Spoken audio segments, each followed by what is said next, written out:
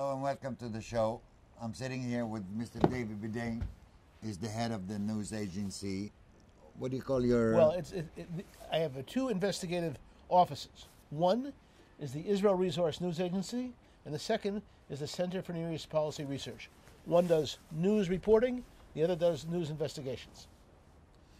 So David, what would you like to talk about today? Well, the focus of our work is the issue of the Arab refugees from 1948 who are still in refugee camps 70 years later. There was a Swedish diplomat by the name of Count von Bernadotte who was involved in UN mediation. He was very upset by the law of return that the Knesset enacted as its first law. Right. So he decided to push the right of return for all the Arabs who left in the war in the 1948, during the 1948 war, to be able to enable them to have the right to go back to where they came from in 48.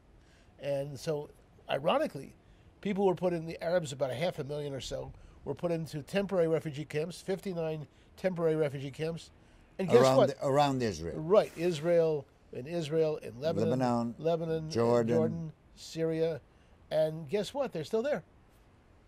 And that's 70 years after. 70 years later, correct. They're still there, and what I've been learning about over the years and investigating is their school system, where the basis of the school system is right of return by force of arms. Now, this is not a local issue, and this is not even an Israel-Arab issue. The biggest nations in Western Europe, including Sweden, finance that system. Sweden gives the equivalent of $62 million each year to keep people in refugee camps under the false pretenses of the right of return. Not to West Bank and Gaza, but to the villages they came from in 48, which are now Haifa, Tel Aviv, Netanya, Ashkelon, Ashdod, Beersheba, whatever. And that's a big problem because the children grow up saying the only thing they live for is to go back to their homes in 48 and to kill the Jews who live there. And they still carry the key. Oh, absolutely. They carry the key, their identification cards, pictures, drawings, anything that they can imagine they can get their hands on. Is the Palestinians is the only refugee in the world that inherit their refugee status from their parents and grandparents? Well, there are some actually in other countries that do, but none of them, no refugee agency community in the world believes they have the intrinsic right of return. Nobody. That's what's new about it. And it's supported universally all around the world. And we're talking about a $1.2 billion budget to keep people in refugee camps, in the indignity of refugee camps, waiting to go back to where they came from. Is that, you're talking about the UNRWA? Yeah, the United Nations Relief and Works Agency, financed by 68 nations. Sweden is the number 5 nation at giving $62 million a year. And they're in there under false pretenses, not just giving them services, but indoctrinating them, brainwashing them that they have to go back to where they came from. That's their whole purpose in life. Is that true that the total budget of all refugees all over the world, it's less than UNRWA's refugees budget? No, let's put it this way: the per capita amount that they get is much more. And there's 5,000, or actually 6,000 workers for UNHCR. That's the United Nations High Commission on Refugees, working with refugees around the world. And with UNRWA, you have 30,000 people working with them, and they're all local Arabs, who and not only are they local Arabs, but they're often members of terrorist organizations. What do you do for that to prevent all this false information? The best thing we can do is to suggest to the donor countries to look again at where your money is going. Instead of, look, the money is already allocated, it's not going to stop. $1 billion doesn't stop so fast. But if you're giving money, the schools, you have to take the school books out which indoctrinate children to jihad. We purchased all the school books. You can take a look at them. You can you talk to our researchers. They'll talk to you about what's there, our Arab and Jewish researchers. Again, delete books that call for war, because that's not what the United Nations... School books. The United Nations should not be pushing that. Number 2, teachers who are members of terrorist organizations should be removed. 3, there's also a war curriculum. There's war classes in the schools where the children go through all kinds of exercises, how we're going to make war. 4, you have there's a singer. The United Nations, the UNRWA hired a youth arm to go around the world. His name is Mohammed Asaf, and sings songs of murdering Jews. 5, you have to do everything possible to have, how shall we say, oversight of the money coming in. And number 6, there's no reason in the world why people have to be restrained and kept in these camps. Encourage them to go elsewhere. Right now, UNRWA doesn't. UNRWA wants them to stay where they are until a political solution will happen. Well, there will not be a political solution. So help people get out of there. And these are intelligent people with high-level education.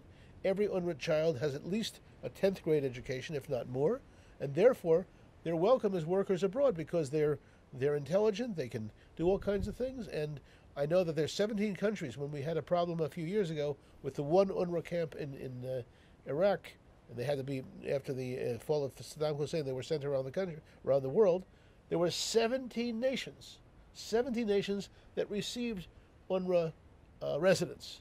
Which are Palestinians. Yeah, these are Palestinian Arabs, sure, absolutely. But Yeah, they've been living 50 years in Iraq. 70 years. 70 years in these camps, correct. Since 1949. And this is the 1948, excuse me. And this is the issue. To keep people in refugee camps, and I'm a social worker by profession, and I don't like to see many people manipulated for political purposes. So saying to someone that you have to stay in misery, in the indignity of a refugee camp because of an ideology and a goal which can't be achieved, there's something wrong with that. Now, yesterday, several thousand children marched from their UNRWA refugee camps towards the Gaza border, saying we want our homes back from '48. They want to go into the Negev and to go to Ashkelon, Ashdod, Beersheba. They were stopped. But my fear is, we've been filming these children going through military training with real guns. You can see that on our website. My fear is that they're going to come there with the guns that they have at home, children, approaching the border, and when that happens, many of them will die. Do you have any sort of proof that the books of UNRWA you're talking about are this? Well, what we did was we hired 4 researchers, 2 Arab researchers and 2 Jewish researchers to go through the books. We first of all bought all the books. I got permission to buy the books from Yasser Arafat back in 20 years ago, and he arranged for us to have a relationship with the Ministry of Education. The Palestinian Authority Ministry of Education supplies the books to UNRWA, and we got all of them. We checked it against the internet to make sure that we have the right books. Absolutely. And what we've seen in the last 2 years in the latest books, it's no longer incitement, it's now indoctrination, now brainwashing. There's no more Israel. You're not fighting Israel, you're fighting the Zionist occupation, the Zionist conquest.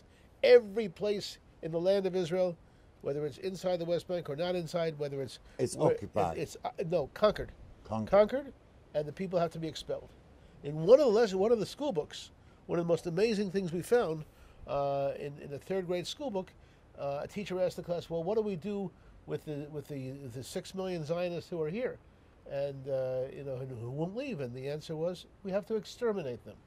That was a very clear answer. And you have that on those books and all that. All the books are mounted on our website. All 250 pages, very clearly. There, IsraelBehindTheNews.com. You can see it very clearly. There's no ifs, ands, and buts about it. If there was a peace curriculum, we would publish it tomorrow morning, but it doesn't exist. Now, in the newest school books, for the first time, there's a page in honor of peace. Well, it doesn't, but it's put in the middle of everything. There's no explanation of what that's supposed to be, but a page in honor of peace. Well, if you have peace and you have at the same time the children being trained for war, there's a certain contradiction there.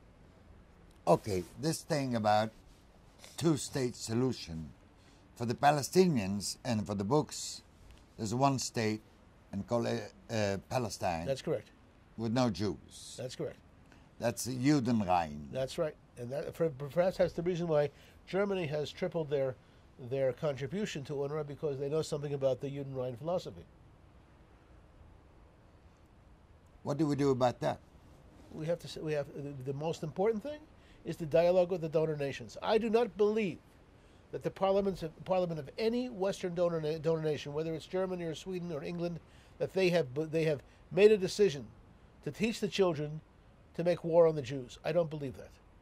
They're being told by UNRWA, oh, it's all for peace, everything's fine. I've seen the memos.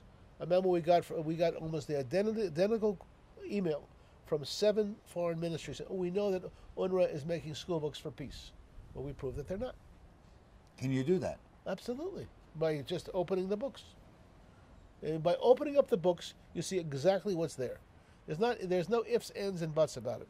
The school books for UNRWA are school books for war. And now the interesting thing is that I visited the United Nations the first time in 1960 when I was 10 years old, and there's a big sign at the United Nations, peace starts here. That's one of the themes of the United Nations. Well, how can you have a United Nations agency where it's not peace starts here, but war begins here? There's something wrong here. Now, the United Nations doesn't give any money to UNRWA. They give for the public relations. It's the donor countries that do. And there's no aspect of the United Nations that overlooks, that oversees the UNRWA curriculum. What do they do with their money?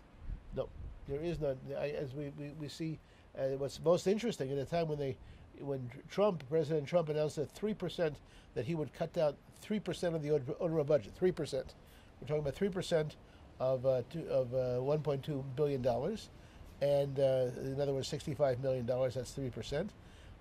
There was the UNRWA public relations people have been putting out these alarming memos. Starvation. We have no food. We have no medical services. Everything is falling apart because of a 3% cut. Well, I traced it to see if take a look at all of the allocations.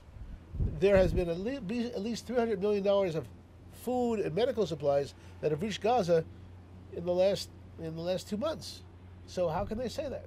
Well, on the other hand, when you have journalists who don't follow through, and it looks really good when you have pictures of children who are starving, it's good. But where are they, these children? The children walk over. They take the children in front of the cameras, and the children say, "I have nothing to eat."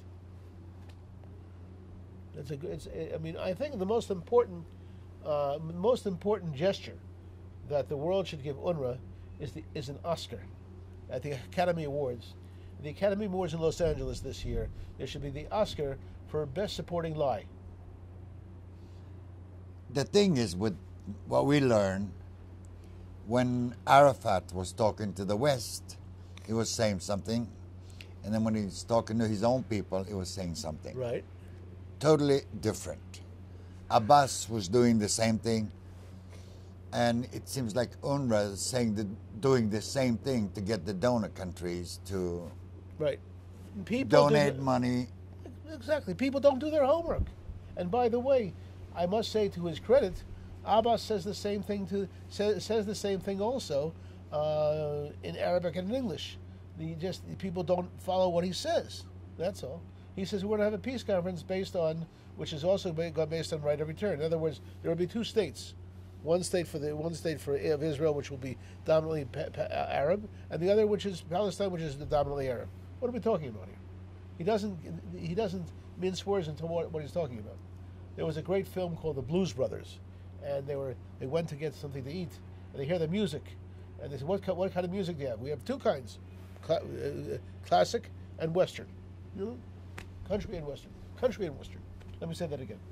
The Blues Brothers, they say they hear there's 2 kinds of music, country and Western. It's the same thing. Come on. So, if these countries, the donating country, see all your things that they had with these researchers and all that, they won't look at it. They won't look at it. Nope. I just found out something today. There's an UNRWA support conference happening in Washington very soon. And the woman who is convening the UNRWA support conference is a veteran of the United States State Department who was supposed to oversee everything coming into UNRWA. Now she's being paid by UNRWA to promote UNRWA. How interesting. Fascinating. And that's what goes on here. Why won't they listen? Ask them. I think you should ask. It's very important to ask why. First of all, of course, it's more convenient to have for the Universal Studios of the world have groups of people who are refugees and who need $1 billion. But I think if you were to ask the representatives of the donor nations, why aren't you asking for a change in your school books? Why aren't you asking for the removal of terrorists? Why aren't you having oversight and transparency? Why aren't you firing the schools, the singer for UNRWA who promotes war? Why aren't you allowing people from UNRWA to leave, to make better lives for themselves? Ask them. I think it's very important. Generally, they don't like to answer questions. This year, we're going to have an election in Sweden. And if we show the people where the tax money goes, those $63 million, yes. right? Yes. It's a lot of money for Sweden now. Yeah. Absolutely. Can't you do something about like showing that to those people? Of course we can. So I think that a independent Swedish agency should fund our work, give money for our cameras to go and find out exactly what's going on. And we can do, there's no problem filming. It's easy to film everything coming in. It's easy to do a graph to see how countries are giving the same money for the same projects and how money is disappearing. And there's enough Arab social workers and Arab teachers and Arab nurses who will talk about how the medical equipment that comes to UNRWA is being stolen. It's a corruption. Corruption is a mild word. We're talking massive theft. With 68 nations, 68 nations were complicit. Is it 68 nations that donate to that's right. UNRWA? Uh-huh. So why are they complaining about Donald Trump's 3%? Because they're not saying 3%. They're saying he's stopped all the money. They don't say 3%. If they said 3%, people would laugh at them. Is it 3%? It's exactly 3%. That's exactly what he's talking about. He's talking about 3%, holding back. He's not even talking about cutting it. Holding it back until things get reformed. We've suggested something called the UNRWA Reform Initiative, which I just mentioned now. The issues that have to be done. But he cuts 3%, and all of a sudden they say we have no food. Excuse me? It's an insult to the intelligence of the viewing audience to make such a claim. And as you learn more from the other experts on the Palestinian Authority, you're going to find out that the fact that they have used the Palestinian Authority curriculum may mean that they're violating principles, the United Nations principles. Maybe. Well, let's put it this way. There was an Arab university that created called Bedein University, created a curriculum for peace. Is that you're talking about Bedein? Bedein. I went to there, and then here's the curriculum, except it was vetoed by the Palestinian Authority and by UNRWA. However, UNRWA and the Palestinian Authority will show everybody that curriculum and say, look at the curriculum for peace. They forget to mention that it was vetoed. It's just an error. In my business, you get to understand what happens when people lie through their teeth. I'm a social worker by profession. Part of my work is always dealing with people who are pathological liars, but they do so with a big smile, and they do so in business sense, and working for major non-government organizations. The fact that people are saying that there's no food in Gaza and no money in Gaza when there's 108 organizations that give out $700 million worth of aid to the people in Gaza. And 81% of the people in Gaza, the Arabs in Gaza, live in refugee camps under what premise? The premise of the right of return. And they all look at our houses that haven't been repaired. Why aren't they being repaired? Because they don't want them to be repaired, because from their point of view, their houses are waiting for them in Ashkelon, Ashdod, Beersheba, Yaffo. That's very clear. That's what they're taught. And they're not only taught... See, it used to be a joke. I've been working as a journalist and as a social worker. I've been working on this for 40 years. 30 years ago, when I began to professionally work on this issue, I walked into a refugee camp not far from Jerusalem, and I walked up to some children. Where are you from? They said, we're from Jaffa. The same today, 30 years later, their children will say we're from Jaffa, and we're going to kill everybody there. And there's not a smile on their face. They're not joking. Before it was kind of a joke. It's not a joke now. So this incident that happened a few weeks ago outside Jerusalem somewhere, when a rabbi was stabbed to death Yes. by an Israeli Arab.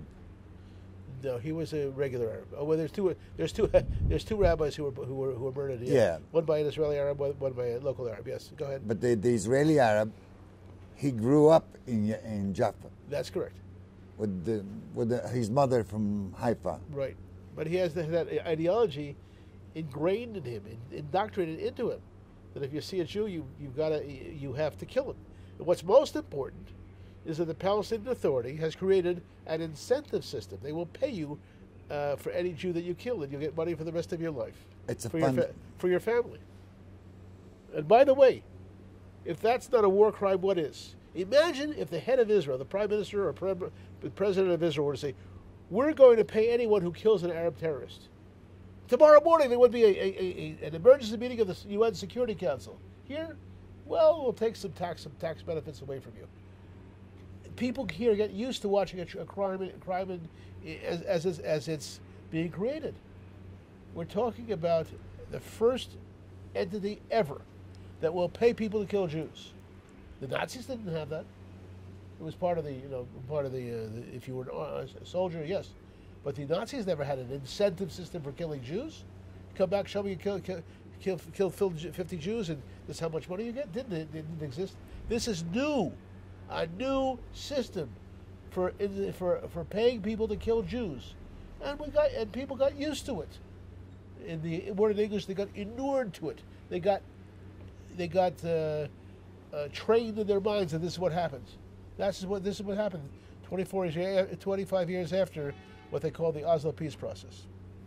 So, in fact, you can do that. If my family have economical problem, sure, you can wake up. You can wake up in the morning. And then, see, I'm going to help my parents build a bigger house. And I go and kill 2 Jews, and I get. Yeah, sure.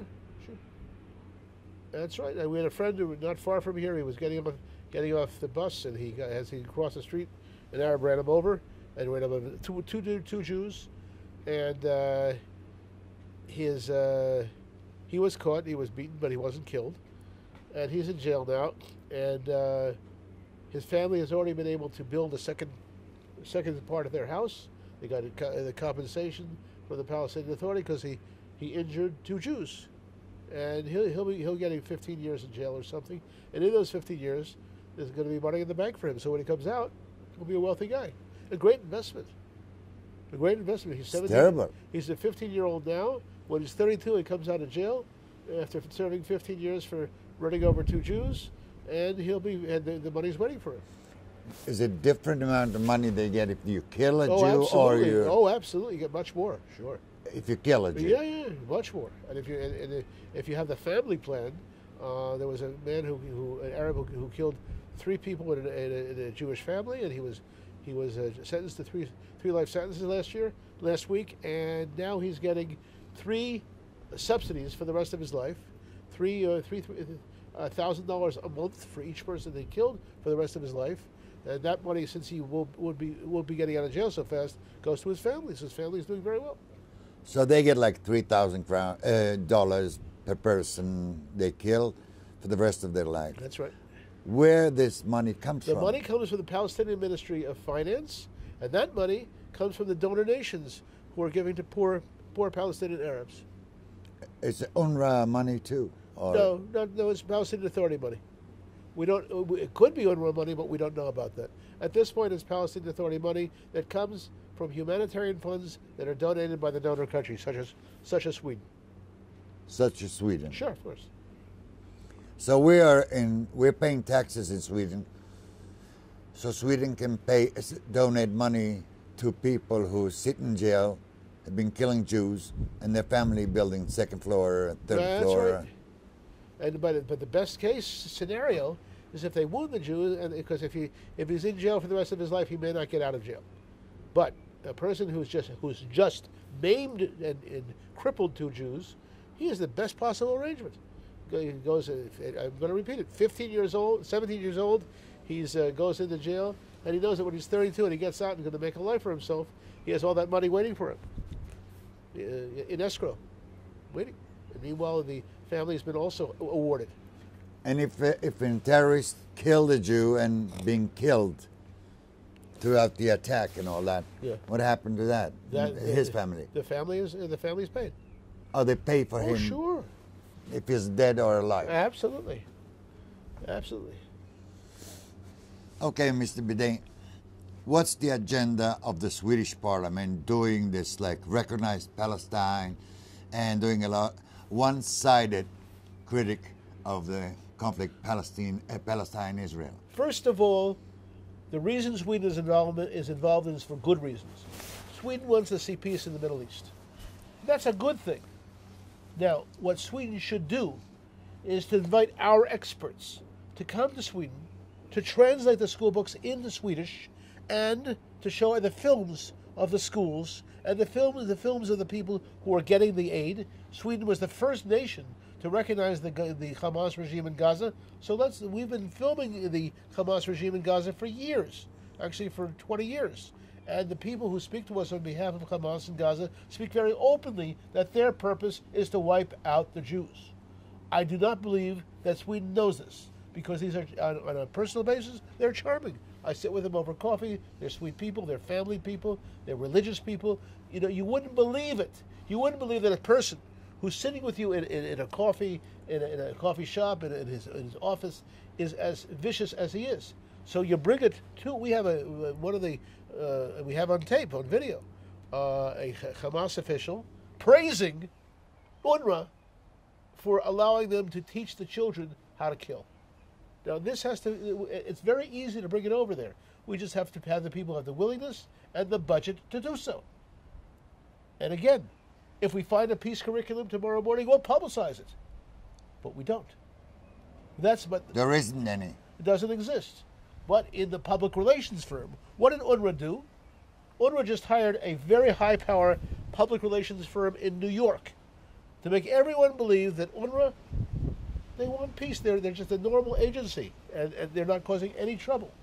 And I just saw a 5-minute clip on a very prominent American television program. The workers of UNRWA are dedicated. The people are dedicated. Everything is okay. There's no problems with UNRWA. Just the Israelis who have an army there. So they won't show the films of the children with guns. We can show that to you. Thank you, Mr. Bedein. Well, Mr. Bedein's in heaven. I'm here. I'm David.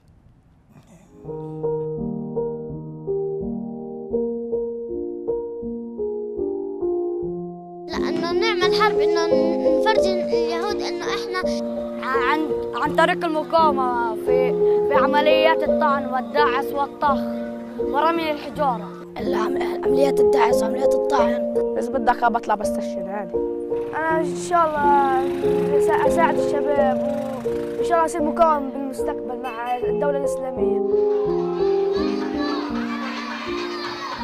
فإن الجنود الأشداء قادمون بإذن الله عز وجل، سوف يرونه في حيفا وتل أبيب وكل مكان. في عمليات كشفية جهادية حركية على تدريب السلاح البسيط الخفيف لنعدهم للمستقبل لكل النواحي.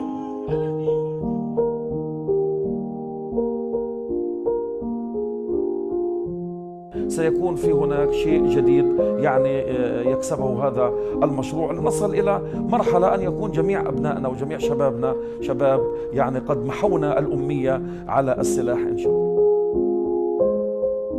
أعمل عمليات، أطلع أستشهد، أعمل أعيش في ضلال الأقصى، ويا ريت أنا أستشهد. Hello teacher, tell me what's my lesson. Look right through me, and I find it kind of funny, find it kind of sad. The dreams in which I'm dying are the best I've ever had. I find it hard to tell you, I find it hard to take. The people run in circles, it's a very, very mad